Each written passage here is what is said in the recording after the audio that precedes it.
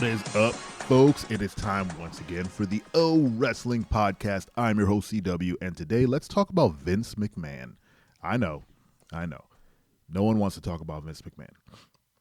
Then again, everyone wants to talk about Vince McMahon because that man is trying to get back in WWE.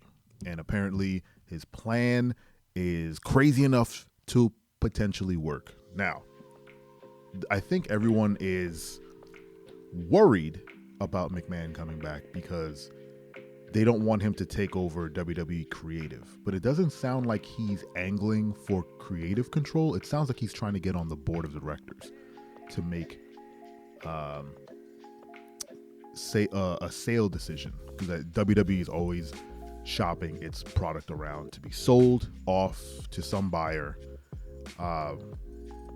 Everyone cash out and not have to deal with the actual company itself. Let some other company take it over. That's what they've been trying to do for decades or whatever. I mean, Vince McMahon sold the rights off to SmackDown to one place and Raw to another place, and he didn't sell NXT because he didn't care.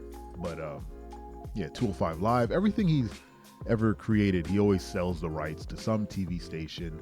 Even when he launched the network, which was a crazy, weird, progressive thing for that old school dude to do, to have a streaming network.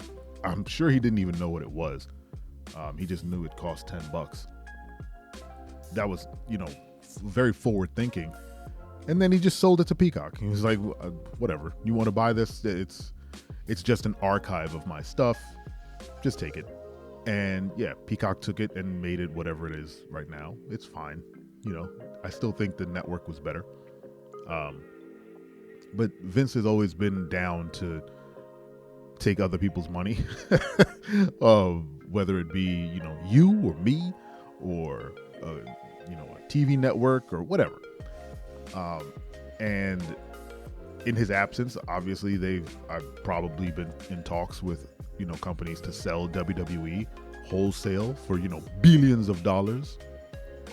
And Vince is trying to block that by joining the board. He's saying, I think the article said he's going to, if he's not allowed to join the board of directors and, become a decision maker, he will block any attempt at a sale of WWE, which tells you that he's been told they're trying to sell WWE. Now, WWE is his baby. Not even his baby. WWE is the thing that made him, crazy rich and basically untouchable. The man's entire life was poured into this company, and he made poor life decisions surrounded by money and enablers in WWE, right? Like he lived his best crap man life through this company. So if anyone thought that he wasn't going to not only attempt to, get back into the company, but, get back to where he was, you were all mad. The problems that may arise are WWE is doing better than it has been doing in quite some time. Now, WWE had record profits during the pandemic and the years following. And year over year, they made more and more money because, again, they were like a source of escape. They were entertainment. People, used whatever money they had to, order WWE pay-per-views and kind of whatever they could to watch the product. And in that time, Vince fired a bunch of people to, again, show record profits. Like, not only were they making more money, but they were saving money by firing talent and kind of getting by on the bare minimum of, storytelling and matches and whatnot. The talent always put on the best match they could. It was the stories around it that were, crap, which was Vince's fault. And these days, not only do they have, the same, record profits, I believe, but they are bringing talent back. They are telling better stories. They're telling longer stories. And regardless of how you may feel about some of the storylines, like Bray Wyatt's Uncle Howdy, or Dexter Lumis and The Miz. I haven't seen The Miz in a while. Or anything with Johnny Gargano. They're hits and misses, but they take their shots and they're attempting new stories with new faces week to week, right? The bloodline has been strong for the past couple of years, so I'm not even counting them. But Triple H is doing his best to elevate other people, let's say. Like you can't put the company on one guy's back or four guys' backs and then expect to have a viable product, because what happens if one of them goes down? What if one of them gets sick and hurt and they can't perform? What if the Usos, God forbid, get into some more legal trouble and you don't have the tag team champs around? Like you gotta invest in a lot more talent to kind of carry these shows. So Triple H is doing that while Vince was not. I don't know. Do I want Vince to be back in the company? I mean, I don't have a say in it, but I don't think it would be very good for morale. I think there would be a roster sort of exodus again if he came back. Like people came back in droves to work for Triple H, and if the turnover happens again, I don't know what the roster's going to do, but I'm sure they'll tighten their belts and they'll just get ready for the bad old days.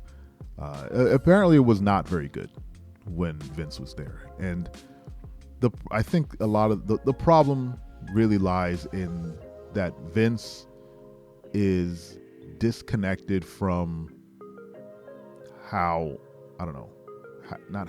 but he's disconnected from feelings. He doesn't feel things. It doesn't seem like that man has any sort of connection to anything outside of wrestling. I bet you Vince, in his 6 months out of the job or 8 months out of the job, I bet he didn't do anything to acclimate himself to 2022 and now 2023. I guarantee you he hasn't watched a movie still.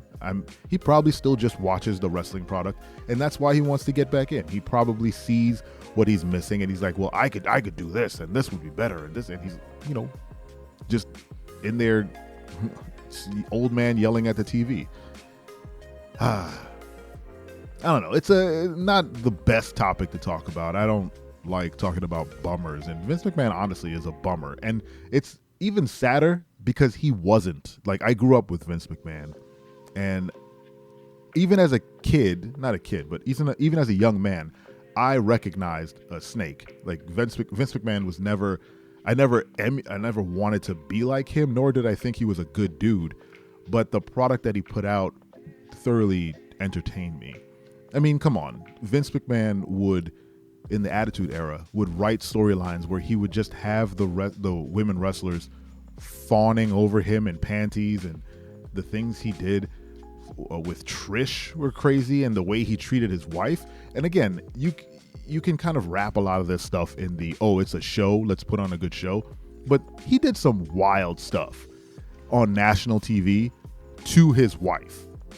Like, put her in he's like, we're going to put you in a wheelchair, and then I'm going to have Stacy Keibler give me a lap dance in front of you, and you can't move, you can't say anything. I was like, I watched that and said, she's okay with this? I'm not okay with this. I'm not even married to the guy. Yeah, he's not a good dude, and he's not good for business. I'm sure he has, business mind. He can get business stuff done, but just it's not going to go over well. What do you guys think of Vince McMahon returning? I know what you think. You can't want it. Hit the bell, get notified on YouTube, subscribe on any and all podcasting platforms. Thank you so much for listening. I appreciate you spending 10 minutes with me to talk about wrestling. This has been the O Wrestling Podcast.